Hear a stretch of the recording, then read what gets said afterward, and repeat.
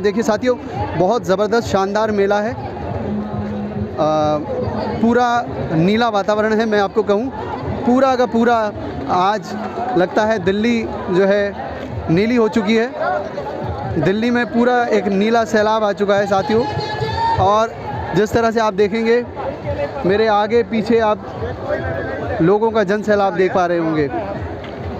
और जिस तरह से ये भीड़ है ये अपने आप में तस्दीक करती है कि साथियों बहुजन मिशन जो है वो अपने सही मार्ग पर चल रहा है। और जिस तरह का प्रदर्शन यहाँ पे आप देख रहे हैं, ये संख्या के लिहाज से, ताकत के लिहाज से, वैचारिकी के लिहाज से, हर लिहाज से एक ताकतवर प्रदर्शन है साथियों।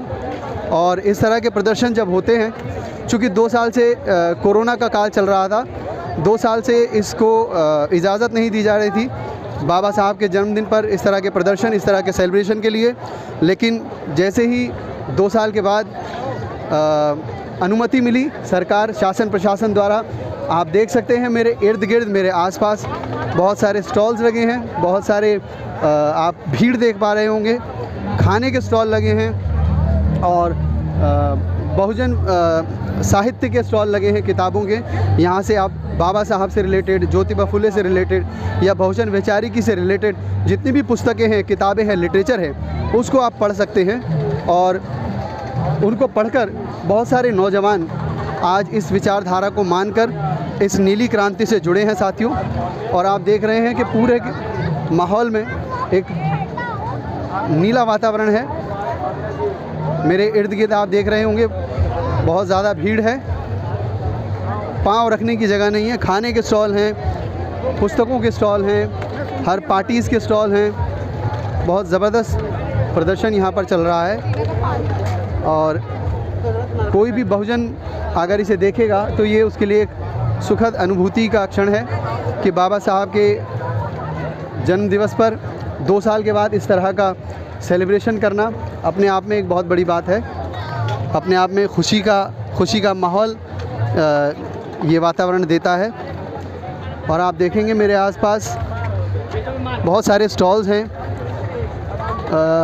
All India SC ST railway employees association, वित्तीय साक्षरता शिविर, बहुत सारे इस तरह के स्टॉल्स हैं जो लोगों को एजुकेट कर रहे हैं, लोगों को जागरूक कर रहे हैं बहुजन विचारिकी के बारे में। और मैं आपको बता दूं कि इस तरह के किसी प्रदर्शन में, इस तरह के किसी सेलिब्रेशन में ये मेरा पहला वीडियो है और आगे भी इस तरह के वीडियो आपके लिए लाऊंगा। और बहुत ही शानदार फीलिंग, शानदार प्रदर्शन और जिस तरह का माहौल है यहाँ का, मैं आपको शब्दों में बयान नहीं कर सकता साथियों। बेहद खूबसूरत, शानदार अनुभव और ज़बरदस्त। जय भीम भैया, जय भीम, आ जाओ। तो ये कुछ युवा थे जो जय भीम का नारा उद्घोष कर रहे थे। बहुत शानदार अनुभव है साथियों, मैं शब्दों में आपको बता नहीं सकता। नीली क्रांति जिसकी बाबा साहब ने शुरुआत की थी, जिसकी शुरुआत ज्योतिबा फुले ने की थी, उसकी शुरुआत सर यहाँ 14 अप्रैल के बाद। तो ये कुछ युवा थे जो प्रदर्शन कर रहे हैं, बाबा साहब के जयकारे लगा रहे हैं। चलिए साथियों देखते हैं, कुछ लोगों से बात करने की कोशिश करेंगे। 2004 के बाद से सर ये जो प्राइवेटाइजेशन निगम में लाए गए, उसके बाद जो कर्मचारी हैं उनकी जो स्थिति है वो दयनीय है। 7,500-8 हज़ार रुपये में कर्मचारी जो है निगम का वो अपनी सेवाएं दे रहा है। और आए दिन हम देखते हैं कि फला जगह पर 4 कर्मचारी गटर में गए और वो उनकी मृत्यु हो गई। तो सर इसके बारे में आपका एक क्या प्लान है? अगर आप आते हैं निगम में तो आपका क्या प्लान है कि जो कर्मचारी हों उनको डायरेक्ट रिलीफ कैसे मिले, उनको कैसे उनकी सहायता हो पाए? क्योंकि जो समाज है हमारा सर, वाल्मीकि समाज जो जुड़ा है सफाई के काम, वो धीरे धीरे गर्त में जाता जा रहा है। और यही सत्ताधीशों की चाल है जिसको वो समझ नहीं पा रहे। तो सर इसका क्या तोड़ है आपके पास? देखिए ये तो बड़ी हमारी पार्टी का ये मेन मुद्दा, सफाई कर्मचारी उसी शोषित वर्ग से आता है। सबसे ज़्यादा शोषण उन लोगों का है जो लोग बैकवर्ड रखा गया है उनको, जैसे आपने बताया कि प्राइवेटाइजेशन का पहला रिजल्ट क्या है कि जो लोग उस ऑर्गेनाइजेशन में काम कर रहे थे, चाहे वो 60, 70, 80 हज़ार रुपये तनख्वाह लेते, उनको 12,000, 8,000 रुपये लाकर खड़ा कर दिया। आप ये देखिए कि शोषण, प्राइवेटाइजेशन एक दूसरे का पूरक है।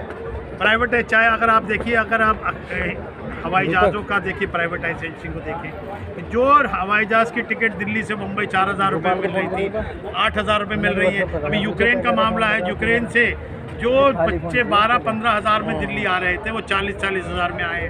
तो प्राइवेटाइजेशन तो बाबा साहब के संविधान के विपरीत है। हमारी लड़ाई, आज़ाद समाज पार्टी की लड़ाई, हम चाहते हैं कि संविधान बचाओ, देश बचाओ।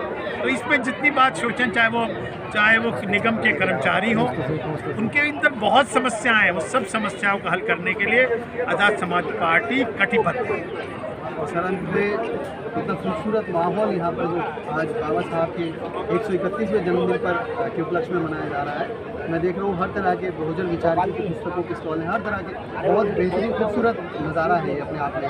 तो अंत में क्या कहेंगे कि जो अगर आपको कोई बहुजन या कोई और भी देश का आदमी आपको देख रहा है, तो उसके लिए आपका क्या पैगाम है? जब तक सूरज चांद रहेगा, बाबा तेरा नाम रहेगा।